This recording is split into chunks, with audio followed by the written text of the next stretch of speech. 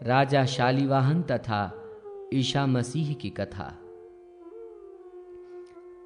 सूत जी ने कहा, ऋषियों, प्रातःकाल में पुत्र शोक से पीड़ित सभी पांडव प्रेत कार्य कर पितामह भीष्म के पास आए।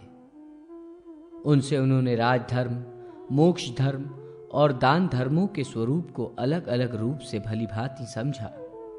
तदनंतर उन्होंने उत्तम आचरणों से 3 अश्वमेध यज्ञ किए। पांडवों ने 36 वर्ष तक राज किया और अंत में वे स्वर्ग चले गए। काली धर्म की वृद्धि होने पर वे भी अपने अंश से उत्पन्न हुए। अब आप सब मुनिगण अपने अपने स्थान को पधारें। मैं योग निद्रा के वशीभूत हो रहा हूं।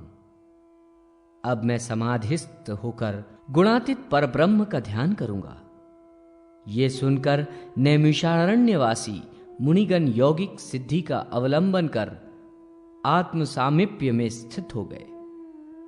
दीर्घकाल व्यतीत होने पर शौनकादि मुनि ध्यान से उठकर पुनः सूत जी के पास पहुंचे। मुनियों ने पूछा, सूत जी महाराज, विक्रमाख्यान का तथा द्वापर में शिव की आज्ञा से होने वाले राजाओं का आप वर्णन कीजिए। सूत जी बोले, मुनियों, विक्रमादित्य के स्वर्गलोक चले जाने के बाद बहुत से राजा हुए। पूर्व में कपिल स्थान से पश्चिम में सिंधु नदी तक, उत्तर में बद्री क्षेत्र से दक्षिण में सेतु बंधक की सीमा वाले भारतवर्ष में उस समय 18 राज्य या प्रदेश थे। उनके नाम इस प्रकार हैं: इंद्रप्रस्थ, पांजाल, कुरुक्षेत्र, कंपिल, अंतर्वेदी, व्रज, अजमेर, मरुधन्व, गुर्जर, महाराष्ट्र, द्रविड़, कलिंग, अवंती, उडुप, बंग, गौड़, मागध तथा कौशल्य। इन राज्यों पर अलग अलग राजाओं ने शासन किया। वहां की भाषाएं भिन्न भिन्न रहीं और समय समय पर विभिन्न धर्म प्रचारक भी हुए। 100 वर्ष व्यतीत हो जाने पर धर्म का विनाश सुनकर शक आदि विदेशी राजा अनेक लोगों के साथ सिंधु नदी को पार कर आर्य देश में आए और कुछ लोग हिमालय के हिम मार्ग से यहां आए। उन्होंने आर्यों को जीतकर उनका धन लूट लिया और अपने देश में लौट गए। इसी समय विक्रमादित्य का पौत्र राजा शालीवाहन पिता के सिंहासन पर आसीन हुआ। उसने शक, चीन आदि देशों की सेना पर विजय पाई। बाल्हिक, कामरूप, रोम तथा खुर देश में उत्पन्न हुए दुष्टों को पकड़कर उन्हें कठोर दंड दिया और उनका सारा कोष छीन लिया। उसने मलेक्षों तथा आर्यों की अलग अलग देश मर्यादा स्थापित की।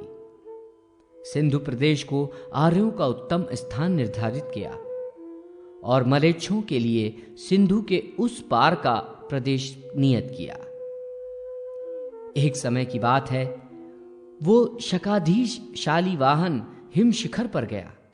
उसने हूण देश के मध्य स्थित पर्वत पर एक सुंदर पुरुष को देखा।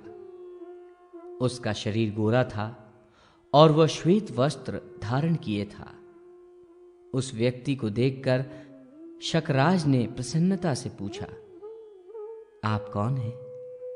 उसने कहा, मैं ईश पुत्र हूं और कुमारी के गर्भ से उत्पन्न हुआ हूं। मैं मलेच्छ धर्म का प्रचारक और सत्यव्रत में स्थित हूं। राजा ने कहा, आपका कौन सा धर्म है?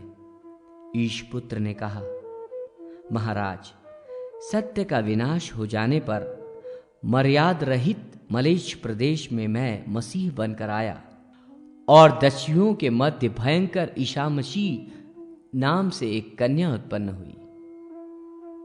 उसी को मलेच्छों से प्राप्त कर मैंने मसीहत्व प्राप्त किया।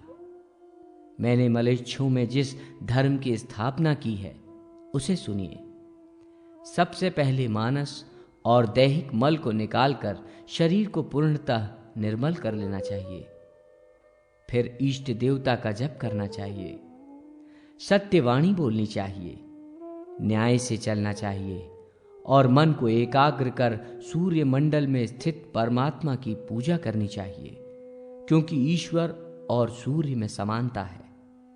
परमात्मा भी अचल है और सूर्य भी अचल है। सूर्य अनित्य भूतों के सार का चारों ओर से आकर्षण करते हैं। हे भूपाल, ऐसे कृत्य से वो मसीहा विलीन हो गई, पर मेरे हृदय में नित्य विशुद्ध कल्याणकारिणी ईश मूर्ति प्राप्त हुई है। इसलिए मेरा नाम ईशा मसीह प्रतिष्ठित हुआ।